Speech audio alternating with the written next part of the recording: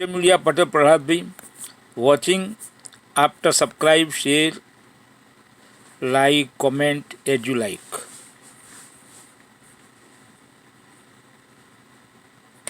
स्वागत है। मोदी सरकार की हो गई छुट्टी, चुनाव आयोग पकड़ा गया, पीएम मोदी की सांस फूलने लगी। एक महत्वपूर्ण बिंदु पर चर्चा, जो आज के वक्त में इस वक्त देश की जो परिस्थितियां और हालात हैं वह जिस तरह बस से बदतर हो गए हैं और मोदी सरकार जिस तरह घिरती जा रही है, चुनाव आयोग ने फिर एक बार यह साबित कर दिया कि उसके दफ्तर जो है अब सीक्रेट नहीं रह गए, वह दफ्तर किसी के कब्जे में है। जिस तरह चुनाव आयोग के खुलासे हो रहे हैं और चुनाव आयोग बैकफुट पर जा रहा है और जिस तरह सरकार बैकफुट पर आ रही है, यह तो साबित हो रहा है, यह तो देखने को मिल रहा है कि इस सरकार के साथ चुनाव आयोग का एक गठबंधन सा हो गया है। अब चुनाव आयोग ने जो कहा कि आधार कार्ड से लिंक करेगा वोटर आईडी कार्ड को, तो आधार कार्ड से वोटर आईडी कार्ड को लिंक करने की बात पहले विपक्ष के नेताओं से चुनाव आयोग का हुआ था, तो फिर एसआईआर क्यों कराया? आधार कार्ड से डायरेक्ट अगर वोटर कार्ड को लिंक कर दिया होता तो अपने आप फर्जी मतदान खत्म हो गया होता, फर्जी वाले आते ही नहीं, फिर फर्जी रह ही नहीं जाता, वैसे ही खत्म हो जाता। तो एसआईआर क्यों कराया? एसआईआर किया वोटर के नाम काटने के लिए, काटा, तो क्या अब काटने के बाद जो बचे हैं उनका आधार कार्ड से लिंक होगा? अपने आप में एक बहुत बड़ा सवाल यह उठ खड़ा हुआ है। अब चुनाव आयोग ज्ञानेश कुमार का ऑफिस जो है अब गुप्त नहीं रहा। चुनाव आयोग के इस एक कदम ने मोदी सरकार को और फंसा दिया बुरी तरह से।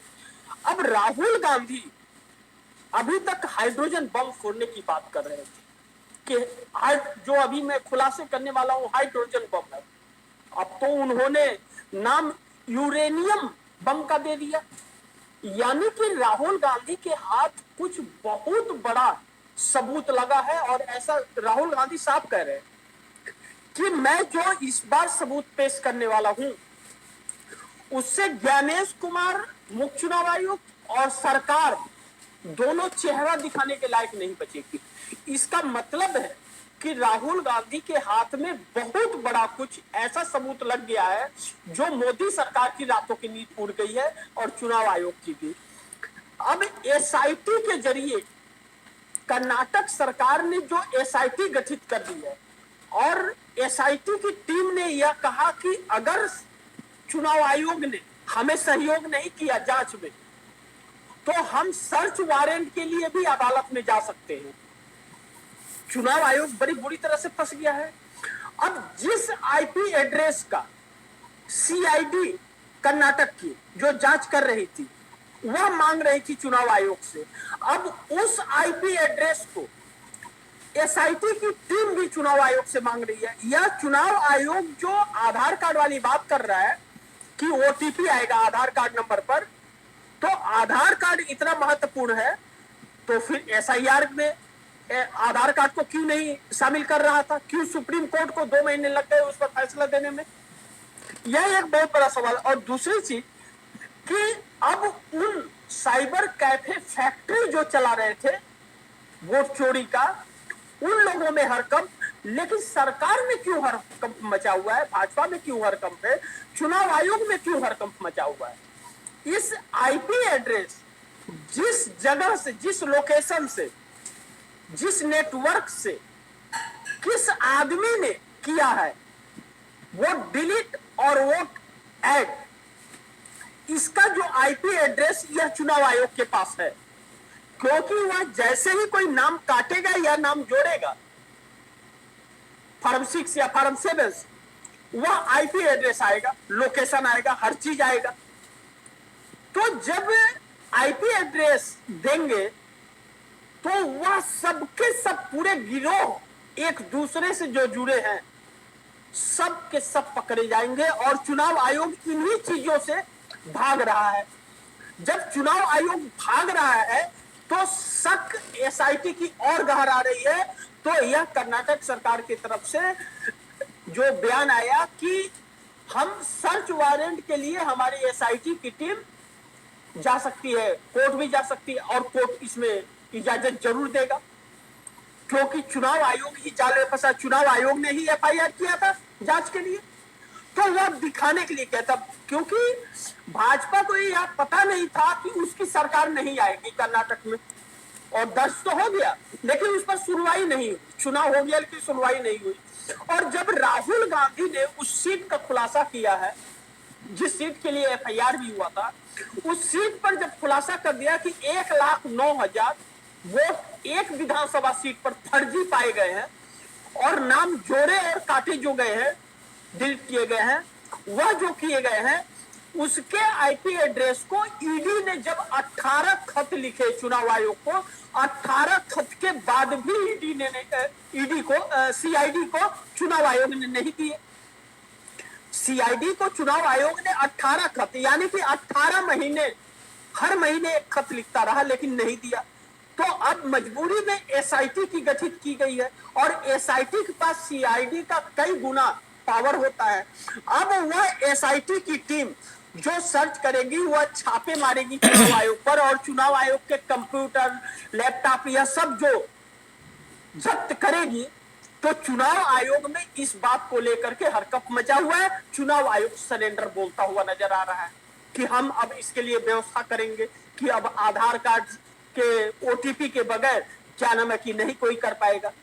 तो यह काम पहले क्यों नहीं किया? अब करोड़ों की संख्या में ऐसे हैं, ऐसे वोट जोड़े गए और काटे गए हैं, लाखों करोड़ों की संख्या में है। अब कहा जा रहा है कि महाराष्ट्र के अंदर तकरीबन 75 लाख फर्जी मतदान हुए हैं। मैं नहीं जानता सच्चाई क्या है, लेकिन राहुल गांधी जिस तरह से प्रेजेंटेशन दे रहे हैं और राहुल गांधी कह रहे हैं कि हाइड्रोजन बम नहीं फोड़ेंगे, अब डायरेक्ट यूरेनियम बम फोड़ेंगे, यूरेनियम बम डायरेक्ट फोड़ेंगे। यानी कि मैं यह गैस कर सकता हूं या हम लोग सोच सकते हैं कि 79 लोकसभा सीट, जिसका पेटिशन मैं बार बार आपको कई कार्यक्रम में कहा हूं कि जो सुप्रीम कोर्ट में है और सुप्रीम कोर्ट उस पर ध्यान नहीं दे रहा है। अब राहुल गांधी उन 79 लोकसभा सीटों का डाटा लेकर के आने वाले हैं।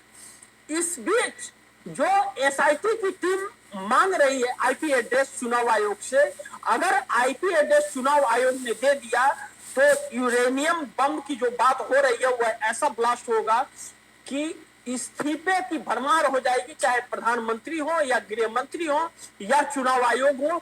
एक सेकंड भी ये लोग कुर्सी पे नहीं बैठ पाएंगे, वह सच्चाई अगर सामने आ गई तो। और देश कहीं ना कहीं राहुल गांधी जो मेहनत कर रहे हैं वह इस सरकार के लिए बड़ी मुसीबत खड़ी हो रही है। जैसा मैंने कहा कि मोदी सरकार की छुट्टी हो गई, मोदी सरकार की छुट्टी हो गई। अब आप सोचिए, चुनाव आयोग जो राहुल गांधी को कह रहा था कि आप देश से माफी मांगिए वरना मतलब क्या, व्हाट इज दिस वरना, और राहुल गांधी ने चुनाव आयोग को चुनौती दिया कि 7 दिन में आप इसका जवाब दो, अन्यथा इस देश के युवा यह समझेंगे कि चुनाव आयोग, ज्ञानेश कुमार मुख्य चुनाव आयोग, वोट चोरी में वह चोरों का संरक्षण कर रहा है।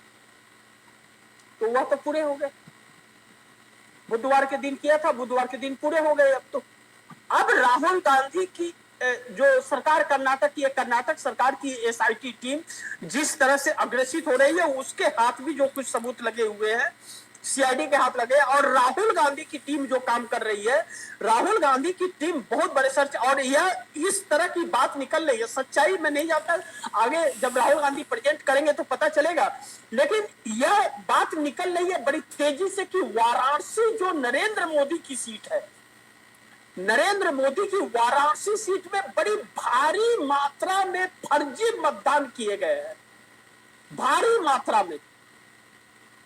जो नरेंद्र मोदी को, मैं आप दर्शकों को उसका एक वो बताना चाहूंगा, जरूर आप दर्शकों को भी सुनना चाहिए। उसमें उसकी परिस्थितियां यूं है कि वाराणसी के अंदर प्रधानमंत्री नरेंद्र मोदी को 6,12,970 वोट मिले थे, 6,12,970 वोट। और कांग्रेस के प्रत्याशी अजय राय को 4,60,557 वोट मिले थे। 1,52,513 मतों से प्रधानमंत्री नरेंद्र मोदी की जीत हुई है। लेकिन इससे भी कहीं ज्यादा फर्जी मतदान की खबर आ रही है, राहुल गांधी के कहे अनुसार, कि उससे भी ज्यादा फर्जी मतदान हुए हैं। इसका एक उदाहरण आप दर्शकों के सामने पेश करना चाहूंगा। लेकिन उसके पहले मैं विश्वर पाल जी का और बुद्ध ब्लॉक जी का, बबलू ब्लॉक है, बबलू जी का मैं बहुत स्वागत करूंगा कि आप लोग लाइव कार्यक्रम में जुड़े और आप लोग अपना प्यार देते हैं। आप सभी दर्शकों का शुक्रगुजार हूं कि आप लोग अपना वक्त देते हैं। लेकिन अपनी राय भी आप दर्शक कमेंट में जरूर रखिए। और प्रियंका राव है, प्रियंका राव जी जुड़े, उनका भी बहुत स्वागत करता हूं, बहुत धन्यवाद करता हूं कि आप लोग कार्यक्रम में जुड़े। मैं वाराणसी की उस सीट का जो जिक्र कर रहा था आप दर्शकों को, कि प्रधानमंत्री नरेंद्र मोदी को 6,12,970 और 1,52,513 मतों की जीत है। और अजय राय को 4,07,573। यह मतदान, यह वोट जो है नरेंद्र मोदी को इसलिए भी हो रहे क्योंकि वाराणसी से मैंने चुनाव के 2 महीने बाद में एक खबर चलाया था, जिसमें वाराणसी के अंदर ऐसा एक व्यक्ति मिलता है जिसकी उम्र 40 से 45 साल की है। उसके 70 बेटे दिखाए गए थे कि 70 बेटे थे उसके, और उसमें हिंदू मुस्लिम सिख ईसाई सब थे। बाप एक ही था, बेटे 70 थे उसके। तो ऐसा तो विश्व में कोई नहीं है कि जिसके 70 बेटे हो, यह साफ दिखता है। लेकिन उत्तर प्रदेश के अंदर कई सीटों पर ऐसा मिला कि 4-4 हजार वोट, 4,700, 4,000, 2,000, 3,000, ऐसे एक एक घर में वोट मिले। लेकिन मैं दूसरी सीट की बात ना करके सिर्फ उस वाराणसी की बात बताऊंगा आपको। वाराणसी के अंदर जब प्रधानमंत्री नरेंद्र मोदी चुनाव लड़ते थे या रोड शो करते थे, गुजरात के या मध्य प्रदेश के या दूसरे स्टेट के लोग सारे धर्मशाला, होटल, हर जगह पर स्कूलों में वह भर जाते थे। वह उस वक्त तक रहते थे जिस दिन वोट पड़ता था। वोट पड़ने के बाद वह निकल जाते, गायब हो जाते थे। तो वह लोग कौन है? क्या वह सिर्फ प्रधानमंत्री के रोड शो में शामिल होने के लिए और या सिर्फ वोट देने के लिए आते हैं? क्योंकि जिस तरह से राहुल गांधी यह दिखा रहे हैं कि बेंगलोर का आदमी वाराणसी के अंदर वोटर है, लखनऊ का आदमी कर्नाटक के बेंगलुरु में वो है, वोटर है, महाराष्ट्र का आदमी बेंगलुरु में वोटर है, तमिलनाडु का आदमी जाकर के वाराणसी में वोटर है। यह जो नजर आ रहा है, कैसे नजर आ रहा है? क्यों, कैसे? चुनाव आयोग क्यों नहीं बता रहा है? एक ही आईपी एड्रेस और 2 जगह उसका वोटर कार्ड कैसे है? जिस तरह से ममता बनर्जी ने दिखाया था कि एक ही व्यक्ति अलग जगहों पर है, अरविंद केजरीवाल ने दिखाया था, राहुल गांधी ने जो सबूत पेश कर दिए और राहुल गांधी की जो तथ्य और बयान है, उससे चुनाव आयोग की नींद उड़ी हुई है।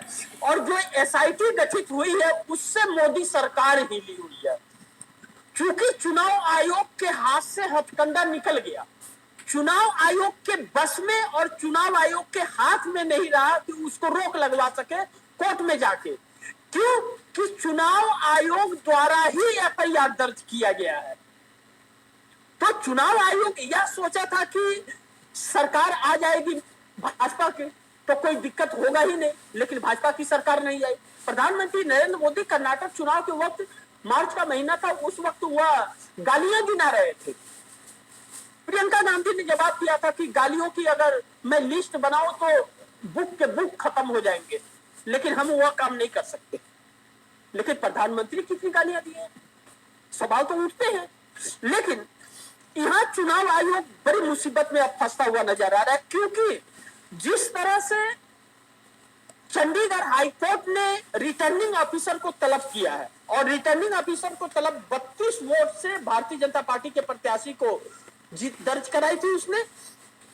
और उसने बड़ी धोखा यह दिया कि 150 जो बैलेट बॉक्स थे, बैलेट पेपर, वह काउंटिंग नहीं किए उसने और 215 वोट को अवैध बता दिया। 365 वोट को काउंटिंग न करके भारतीय जनता पार्टी को 32 वोटों से विजयी घोषित कर दिया। लेकिन सवाल यह उठता है कि आखिर 365 वोटों को क्यों नहीं गिनती किया? क्योंकि उसे पता था कि वह वोट कांग्रेस के प्रत्याशी का है, इसलिए उसे काउंटिंग नहीं किया। और जो इनवैलिड किया वह भी यह जानकर, क्योंकि वह भाजपा को नहीं मिला था तो इनवैलिड कर दिया। अगर भाजपा का रहता हुआ वोट तो वह जरूर काउंटिंग करता, लेकिन इनवैलिड कर दिया। अब हाईकोर्ट उसे उन सारे डॉक्यूमेंट को मंगा रहा है कोर्ट में और रिटर्निंग ऑफिसर को तलब किया गया। लेकिन दूसरी तरफ जो ज्ञानेश कुमार है, ज्ञानेश कुमार भी उसी कटघरे में आकर के खड़े हो गए हैं। अब ज्ञानेश कुमार के ऊपर तो बहुत बड़ा आरोप लगा है। ज्ञानेश कुमार के ऊपर जो आरोप लग रहा है, ज्ञानेश कुमार का आरोप, ज्ञानेश कुमार बच नहीं पा रहे। क्यों नहीं बच पा रहे? इसके 2-3 वजह है, मैं आप दर्शकों को बहुत विस्तार से बताऊंगा। राहुल गांधी का आरोप कि 20 सीटों पर हरियाणा के अंदर धांधली हुई है और मशीन में भी हेराफेरी हुई है, क्योंकि 90 से 99% मशीन, ईवीएम मशीन की बैटरी पाई गई है। यह सब सारे तथ्य हैं। दूसरी तरफ कहीं पे वोट पूरे काउंटिंग नहीं किए गए और कहीं पर ज्यादा काउंटिंग किए गए। नंबर 3, फर्जी मतदान काफी हुए हैं, वहां पर भी यह काम हुआ है राहुल गांधी के कहे अनुसार। लेकिन महाराष्ट्र के अंदर रिकॉर्ड तोड़ हुआ है, क्योंकि महाराष्ट्र के अंदर भारतीय जनता पार्टी का यह हाल था कि महाराष्ट्र की जनता ने अस्वीकार कर दिया था। अब ऐसे में 75 लाख तकरीबन वोटों की हेराफेरी बताई जा रही है। 8.5% तो चुनाव आयोग ने वोटिंग समाप्त होने के बाद महाराष्ट्र का बढ़ा दिया था वोट प्रतिशत, जो बहुत दुर्भाग्यपूर्ण है। और यह सिर्फ राजीव कुमार और ज्ञानेश कुमार के कार्यकाल में हुआ है। उस वक्त मुख्य चुनाव आयुक्त राजीव कुमार थे और ज्ञानेश कुमार चुनाव आयुक्त थे, तो इन दोनों के कार्यकाल में यह सारी चीजें हुई हैं। अब ऐसे में महाराष्ट्र के अंदर भारतीय जनता पार्टी का वोट कैसे बढ़ा, इन सभी चीजों का डाटा राहुल गांधी के पास कहीं न कहीं वह पुख्ता सबूत आ गया है, जिससे चुनाव आयोग को यू टर्न मारना पड़ रहा है। और भारतीय जनता पार्टी बौखलाई है कि अभी तक राहुल गांधी ने जो साबित किया, वोट चोर साबित किया, उससे भारतीय जनता पार्टी का वह माहौल पूरे विश्व में बन गया है कि वोट चोर सरकार साबित हो गई है। और सरकार को कोई सरकार नहीं मानता, कोई देश का राष्ट्रीय अध्यक्ष हमारी सरकार को सरकार नहीं मानता है। अब हमारे देश के विदेश मंत्री एस जयशंकर वैसे विदेश मंत्री कहलाने के लायक तो नहीं है, गए और हाथ मिलाए, गले लगे और बेइज्जती करा के चले आए, बेइज्जत भी कर दिया। क्या इसीलिए नरेंद्र मोदी नहीं गए थे बैठक में? प्रोग्राम कैंसिल कर दिया था। लेकिन वह बात अलग है। अब दूसरी तरफ एक खबर और है जो आप दर्शकों को जानना चाहिए कि इस वक्त एक परिस्थितियां जो बड़ी सरकार के विपरीत जा रही है कि राहुल गांधी ने यह जो कहा, 85 साल बाद बिहार में कांग्रेस की बैठक हुई है। जो CWC की बैठक कांग्रेस ने बिहार में किया है, और CWC की बैठक में यह बहुत कुछ जो निर्धारित हुआ, तय किया गया है। देश में एक गांधीवादी तरीके से आजादी की दूसरी लड़ाई लड़ने की बात की गई है। लेकिन 85 साल बाद बैठक करके वहां पर कांग्रेस ने आजादी की लड़ाई वहां से शुरू की थी और फिर एक दूसरी आजादी की लड़ाई, इस एक असंवैधानिक सरकार को उखाड़ फेंकने की लड़ाई का वहां से आगाज हो गया है, राहुल गांधी ने कर दिया है। और बिहार के युवा कहीं न कहीं राहुल गांधी के साथ खड़े नजर आ रहे हैं। यह वजह है कि एनडीए गठबंधन में एक बड़ी दरार पड़ती नजर आ रही है। लेकिन एक चीज मैं कहूंगा कि मांझी और चिराग, जीतन राम मांझी और चिराग की दुकान राहुल गांधी बंद कर देंगे। बिहार के अंदर जिस तरह से दलित, अति पिछड़े जिस तरह से कहीं ना कहीं वह कांग्रेस की तरफ रुख करते हुए नजर आ रहे, अगर अति पिछड़े और दलित या अगर करवट लेते हैं और 19.46% मुस्लिम है, जो कि 19.46% में तकरीबन 15% मुस्लिम जो एनडीए गठबंधन के घटक दलों के सपोर्ट में थे, जैसे नीतीश, जैसे चिराग, जैसे जीतन राम मांझी, जैसे उपेंद्र कुशवाहा, कुछ भारतीय जनता पार्टी की तरफ भी थे और बाकी 5% के आसपास वह महागठबंधन की तरफ थे। कांग्रेस का बहुत ज्यादा वजूद नहीं था बिहार में, लेकिन इस वक्त कांग्रेस की जैसे एक आंधी सी चली गई है, कांग्रेस लीड कर रही है। और क्योंकि राहुल गांधी जिस तरह से हर किसी की लड़ाई लड़ रहे हैं और राहुल गांधी लड़ते हुए लोगों को दिख रहे हैं, जिस तरह से एसआईआर के तहत बिहार के अंदर वोट कटिंग हो रहा है और राहुल गांधी लगातार चुनाव आयोग को कटघरे में खड़ा कर रहे हैं सबूतों के साथ, और चुनाव आयोग भागता हुआ नजर आ रहा है। सरकार चुनाव आयोग को बचाने के लिए प्रेस कॉन्फ्रेंस कर रही है, जबकि चुनाव आयोग पर सवाल खड़े हैं तो सरकार को उससे क्या मतलब, भाजपा को क्या मतलब, भाजपा को चुप रहना चाहिए। तो भाजपा क्यों प्रेस कॉन्फ्रेंस करती है? चुनाव आयोग को करना चाहिए ना, उसके ऊपर आरोप लग रहे हैं। लेकिन नहीं, अगर आप हमारे लिए काम करते हो, हम आपसे काम करा रहे हैं और आपको कोई बोलेगा तो हमारे काम में आएगा तो मुझे मिर्ची लगेगा, वही काम इस वक्त भारतीय जनता पार्टी का मिर्ची लग रही है। लेकिन असलियत अब हर कोई जान गया भारतीय जनता पार्टी का और भंडा फूट गया है, सरकार बैकफुट पर है। लेकिन अब एक महत्वपूर्ण चीज है कि मोदी और अमित शाह और पुष्कर सिंह धामी उत्तराखंड के सीएम की सांस फूलने लगी है इस वक्त, जब अभी हम लोग लाइव है इस कार्यक्रम में। इस वक्त 4 बजे के आसपास 3:50 हो रहे हैं। इस वक्त देहरादून में वह छात्र अभी भी सड़क पर है और वोट चोर गद्दी छोड़ का अब नारा दे रहे हैं। पेपर चोर गद्दी छोड़ का नारा देते देते वोट चोर गद्दी छोड़ का नारा देने लगे। इन बातों को हल्के में नहीं लिया जा सकता।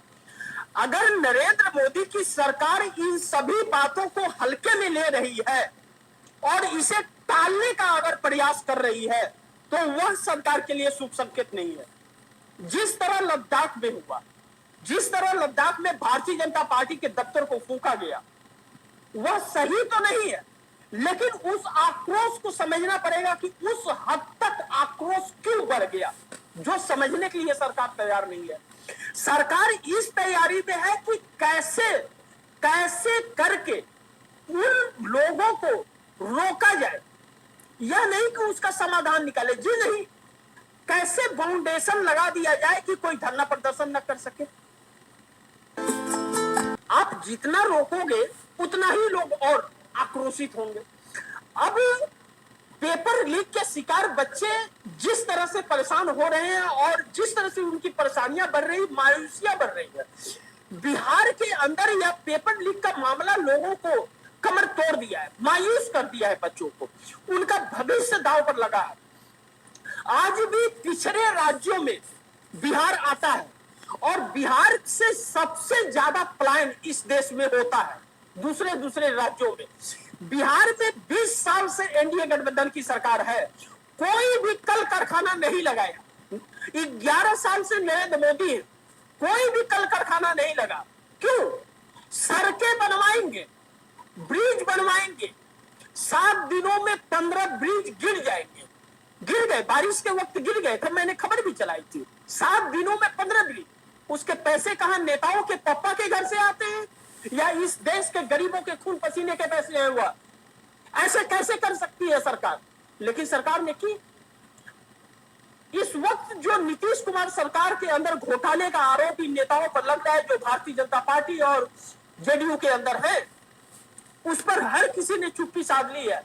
एक बात जरूर मैं विश्वास से कहूंगा कि नीतीश कुमार के ऊपर कोई एफआईआर आज तक या कोई आरोप नहीं है कि उन्होंने किसी से पैसा लिया है। पक्ष हो या विपक्ष हो, हर कोई इस बात को एक्सेप्ट करता है कि नीतीश कुमार उस लाइन में नहीं है। लेकिन उनके अगल बगल के चंगू मंगू जो 7वीं फेल हो करके अपने आप को डिग्री होल्डर बताते हैं, जो चौथी पास हो करके अपने आप को एक ऐसा डिग्री होल्डर बताता है कि जो विश्व में कोई है ही नहीं, तो सवाल तो खड़े होंगे, सवाल तो खड़े होंगे। 7,500 संविदा कर्मचारियों को डिप्टी सीएम सम्राट चौधरी के सिग्नेचर से काम से निकाल दिया गया। वह बच्चे सड़क पर है। अब उन बच्चों की जो लड़ाई लड़ रहा है उसके साथ वो खड़े होंगे, क्यों नहीं खड़े होंगे? अब यह समझ आया, मैंने एक कार्यक्रम में कहा था आप दर्शकों को, वह महाराष्ट्र का चुनाव था उस समय और हरियाणा का, मैंने एक कार्यक्रम किया था और कहा था कि आखिर इन्हें वोट कौन दे रहा है? क्या कोई एक ऐसा परिवार है जिसका बच्चा बेरोजगार है, पेपर लीक का शिकार है, 5 किलो फ्री अनाज पर मजबूर है, वह वैसी सरकार को क्या वोट करेगा? क्या वोट करेगा वो? आप ही दर्शक बताइए, क्या कोई वोट करेगा? आपके बच्चे बेरोजगार हैं, 5 किलो फ्री अनाज पर आप अपनी जीविका चला रहे हैं, आप मायूस हैं, आप वैसी सरकार को वोट करेंगे? बिल्कुल कोई नहीं करेगा। वोट फर्जी तरह से आ रहे हैं। जिस पार्टी को 75-75 लाख फर्जी वोट मिल जाए तो उसे किसी के समस्या से मतलब क्या है? यही वजह है कि किसी के समस्या से कोई भी मतलब इस सरकार को नहीं रहा और यह सरकार सिर्फ और सिर्फ गुमराह करती रही लोगों को, जो आज भेद खुल गया है। अब इतनी मुश्किल फंस गई है कि सीएम धामी जो है, उत्तराखंड के जो सीएम है, वह खटीमा सीट से चुनाव हार गए थे लेकिन सीएम बन गए। फिर दूसरे जगह से भाजपा के एक नेता ने इस्तीफा दिया, उसे वन अधिकारी मिनिस्टर बनाए और उसके बाद उसके सीट से चुनाव लड़े। अब पुष्कर सिंह धामी का जो विरोध कर रहे हैं बच्चे देहरादून के अंदर, रात दिन रोडों पर, सड़कों पर और नारे लगा रहे हैं। अब तो अभी तक पेपर चोर गद्दी छोड़ कर रहे थे, अब कह रहे वोट चोर गद्दी छोड़, वोट चोर गद्दी छोड़। और अगर युवाओं के अंदर यह भावना पनप गई है कि बिहार में वोट चोर गद्दी छोड़ का नारा लग रहा है, बिहार के अंदर युवा सड़क उतर रहे हैं, परेशान हो रहे हैं, वोट चोरी, वोटर लिस्ट से नाम कटने से लाखों लोगों के, 65 लाख के तो पहले ही नाम काट दिए थे, अब 1 तारीख को पता चलेगा और कितने लोगों का नाम काटा है। तो जो नाम कट रहे हैं वह आक्रोशित है।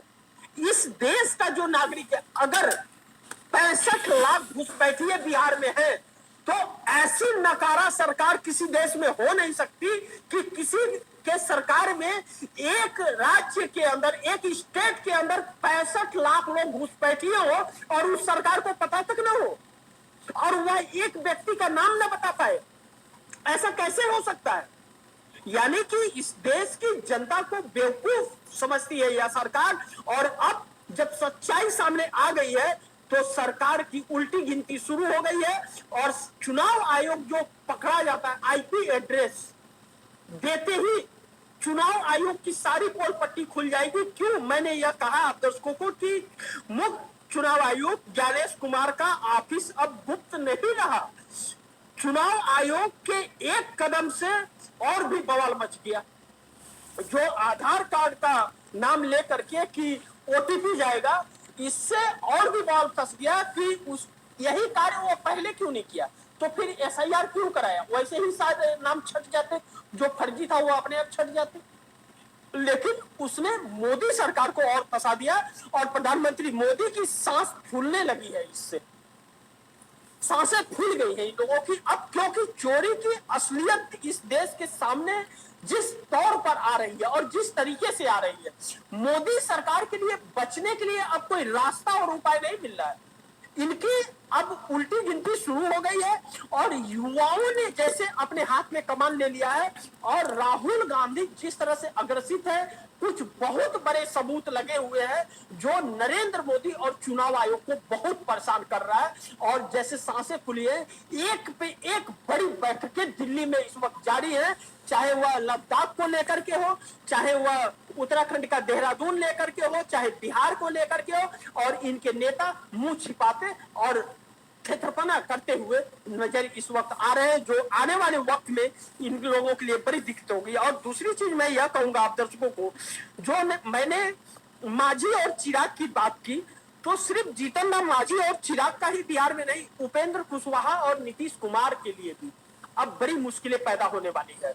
विरोध इन लोगों का भी हो रहा है क्योंकि नीतीश कुमार और चंद्रबाबू नायडू एक ऐसे शख्स हैं जिनके वजह से देश आज इस हालात में है, नहीं तो 2024 में इस देश को ऐसी सरकार से छुटकारा मिल गया होता।